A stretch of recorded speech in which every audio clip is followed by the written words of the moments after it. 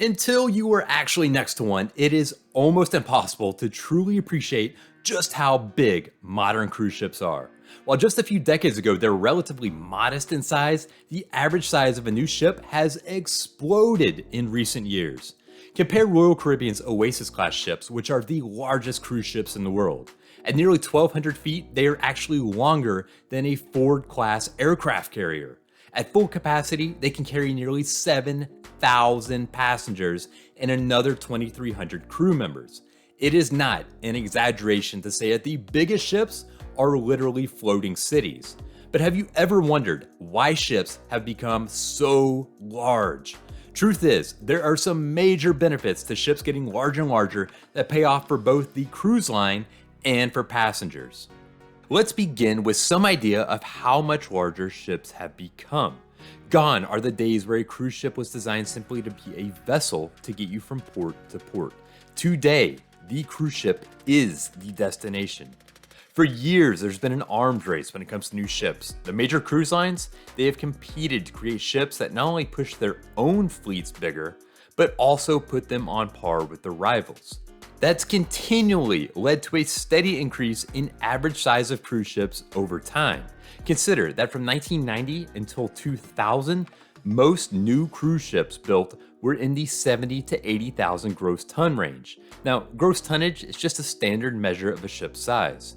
But since then, the size of ships has soared. From 2015 until 2020, the average gross tonnage of a new cruise ship from the major cruise lines was 164,000 gross tons, more than twice the size of a ship built during the 1990s.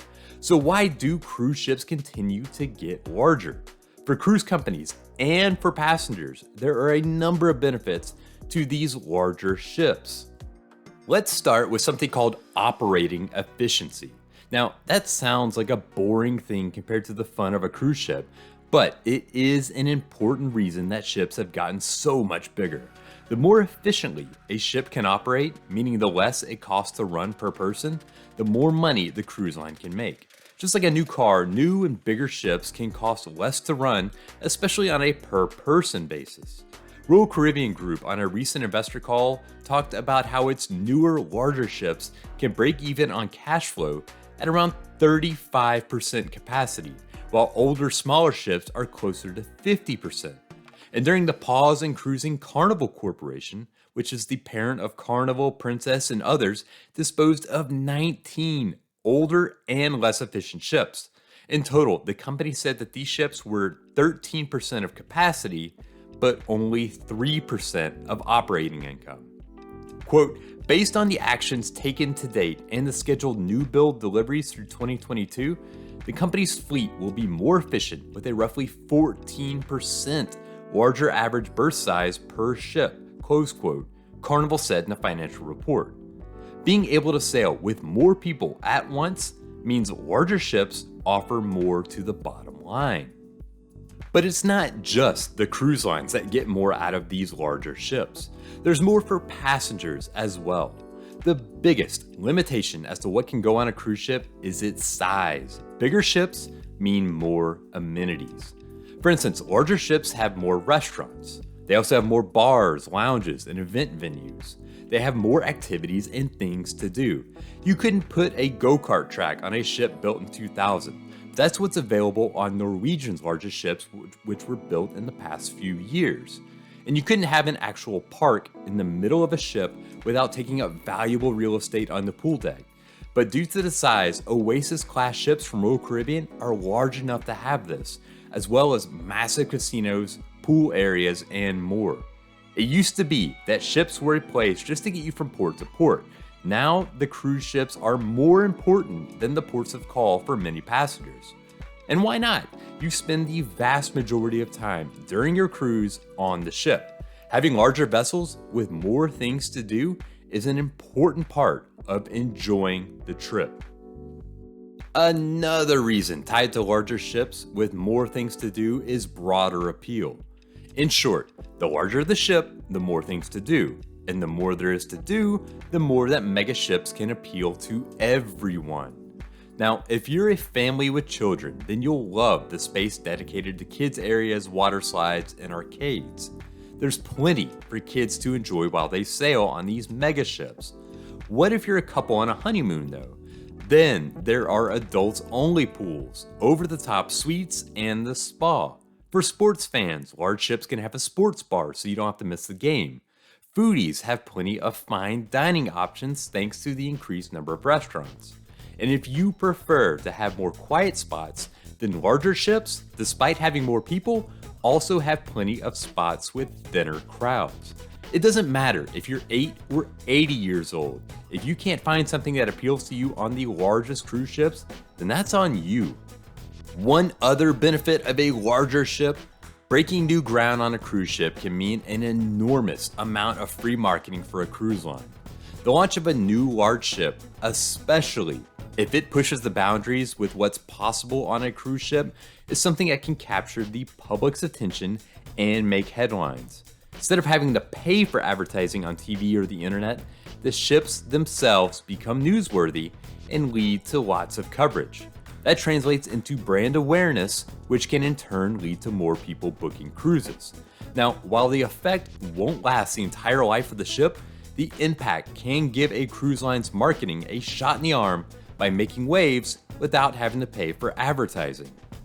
Of course, while passengers see cruising as a vacation, it is most definitely a business. And cruise lines wouldn't continue to go bigger with ships if it didn't improve the bottom line.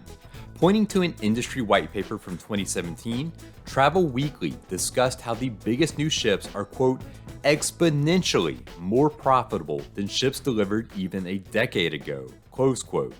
In addition to economies of scale, the article points to greater potential for onboard revenue from the extra space as generating more money for cruise lines. In fact, Royal Caribbean Group reported a net yield, a measure of the amount of revenue earned per passenger day, of $187 in 2017. That figure, however, jumped to $209 just 2 years later. In its 2019 annual report, which was published just before cruising paused, the company said it expected to continue growing its net yield, quote, driven by our new ships, strong demand for our core products, and continued growth from our onboard revenue areas.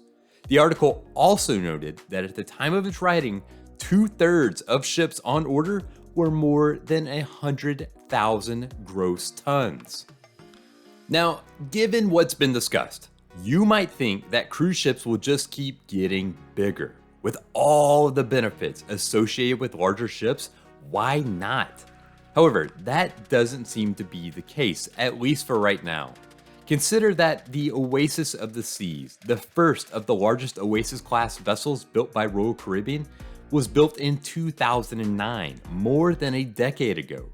Oasis has had several sister ships built, including Wonder of the Seas, which barely takes the crown as the world's largest cruise ship in 2022.